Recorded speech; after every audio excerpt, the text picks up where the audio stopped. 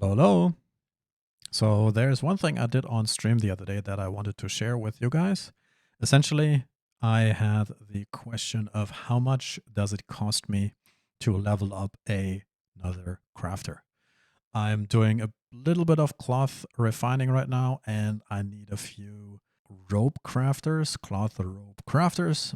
And I was wondering, hey, if I want to level these up, what is the cheapest way for me to do that? Of course, I have the ability to just buy a bunch of cloth, and I don't really care about maximum efficiency. So that's one important point. But the other point is still relevant, which is if I just want to invest a lot of silver into getting one crafter spec'd up, what is sort of still the best way I can go about it? So I went ahead and looked at some numbers, and I wanted to share these today with you. So first things first, in case you don't know, in Albion, if you go to a building and you want to craft something, then you need the raw resources, right? The correct amount. Then you can select your item that you want to craft, and then you can select whether or not you want to use focus to do it. And while you craft an item, you also have the option to use a journal during that process. And if you do so, then the journal fills up and you can later sell the full journal, presumably for a higher value than you bought the empty journal for. So that means if you craft and have journals in your inventory, then you get a little bit more resources back, or you can craft for essentially a little bit of a lower price. Now, what I did was I purchased one type of cloth of every tier. So that means tier 4, 5, 6, 7, and 8 of the enchantment levels 0, 1, 2, 3, and 4. So that means I went ahead and crafted one of every possible type of cloth armor, because that's what I'm interested in. That's what I wanted to check out. Then I went ahead and noted down what fame values I get. That's the blue column here. And I also noted down how much journal fame that represents. In case you don't know, if you craft something in Albion, you get fame for that. And only the part that is not your premium bonus goes into filling crafting journals. So you have to subtract. So you have to subtract the premium fame from the regular fame to get your journal fame. Then I looked at the different market prices on the live server. So that is a rough, it's not exact, right? These vary and you don't have to be super exact because this is an approximation. You just want to roughly know what is kind of the best thing because, some tiers have limited volume. So you can't just buy, one tier specifically unless you want to spend a little bit more time buying it over time. Anyway, so I noted down the market prices here in yellow. And so what I'm doing here then is I'm multiplying the market price of one cloth with the amount I need for one rope to craft, which is 16. And then I note down the cost. This cost, of course, is multiplied by the resource return factor, because if you craft something at a building, there's always a resource return rate, and that is important for knowing how much you spend. So, there's bonus cities and certain hideouts have bonuses and all that kind of stuff. But for this example, I was using Fort Sterling to craft cloth robes because Fort Sterling does have the cloth robe crafting bonus.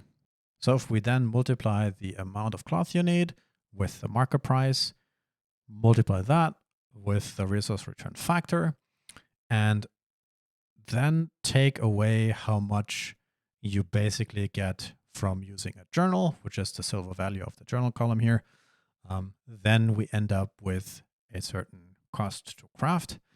And then we just divide this cost to craft with the fame. And then we get this beautiful column here on the right side, silver cost per fame. And this is, in essence, how much we would spend for a non-artifact cloth robe on the various tiers with the various market prices.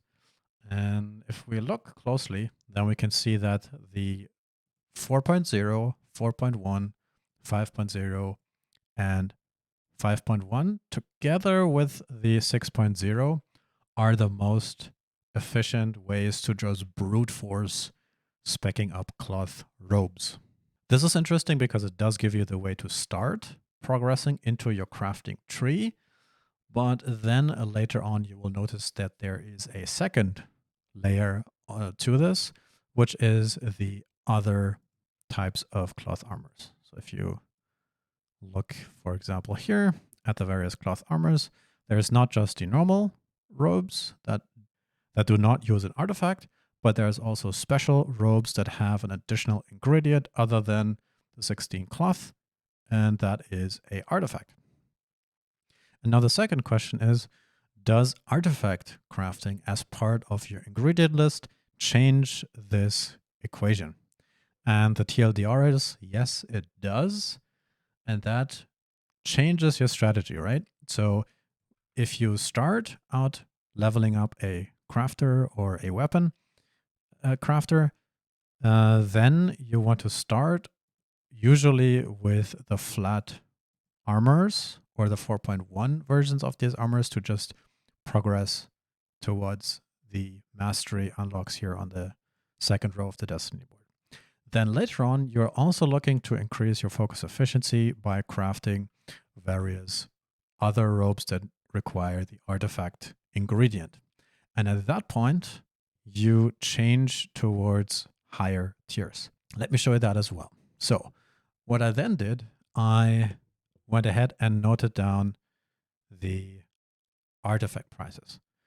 So the numbers you see here on the sheet are an example of the new Fey Scale robe artifact. That is, I think, the dorsal wing. And these have roughly estimated market prices currently of tier 4 at 100K, at tier 5 150, tier 6 also around 150, tier 7 a little bit more, and tier 8 even more. Now, these prices vary from type to type. So the rune artifacts are much, much cheaper. The Hellgate artifacts are a little bit more expensive. Then come the relic artifacts. Then do come the Avalonian artifacts. And then right now, currently, the most expensive one is the new Mists artifacts. Now, I don't have the exact numbers for all in here. I just did that before. I didn't want it because I would stretch it a little bit too much. Now, the TLDR is that it does change. And this is the upper end of the crafting, where you can see that the silver cost per fame on the lowest tiers with very high priced artifacts does kind of the opposite of what we had without artifacts. If we look down here and look at the cheapest ones, we are actually looking at 7.1, 7.2, 7.3, and maybe even 8.3, depending on how you tune and move these numbers around a little bit. So there is some wiggle room, but so it's an interesting observation where the higher your artifact price is, the better it is to use higher and more enchanted crafting to progress your specialization or your mastery.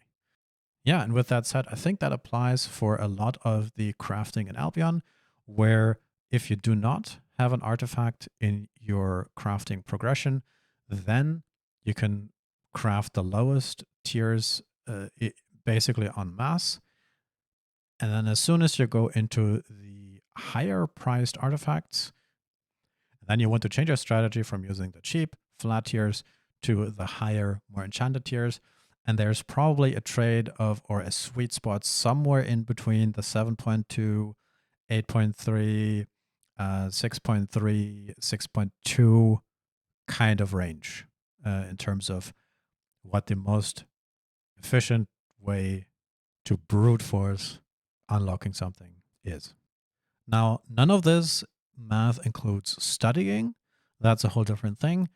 So the TLDR is that if you want to level something up, first use the flat low tier things to progress the non-artifact weapons or armors of that crafting tree. And then later on, if you want to progress into the artifact type of gear, then use the more enchanted, more higher tier items to progress your fame. And it's me again. So when I was putting the video together and I was cutting it together, I had this one thing coming up in my mind, which was what happens if you actually have various fame values for the different cloth artifact robes. I couldn't shake the fact that I thought there was different fame values for different artifact crafts, meaning the rarer your artifact is, the higher your amount of fame gets. And I put together the video completely and realized, wait a second, I may be completely off if this actually does change anything. So after I finished the video, I went back to the server and did some more testing. My sheet looks a little bit different now. Basically, it still has the market price. It still has the fame. This is the regular cloth rope crafting. And then I did another same thing with the druid robe. So that's the specific artifact price for the druid robe. These are rough 30-day average prices, right? So this does not have to be super exact. But I just thought I would put the values in here. Cloth foals, that is the fiend robe. Then I did look as well at the artifact prices for the robe of purity, the cultist robe, and the dorsal wing, that is the face scale robe. Fun fact, the fame you get for the face scale robe is equal to the relic level of fame. And the robe of purity, the Avalonian artifacts, are actually the highest ones. Right, and then I did the same calculation where we look at the silver per fame, and then because I really wanted to know it more detailed, I made this thing.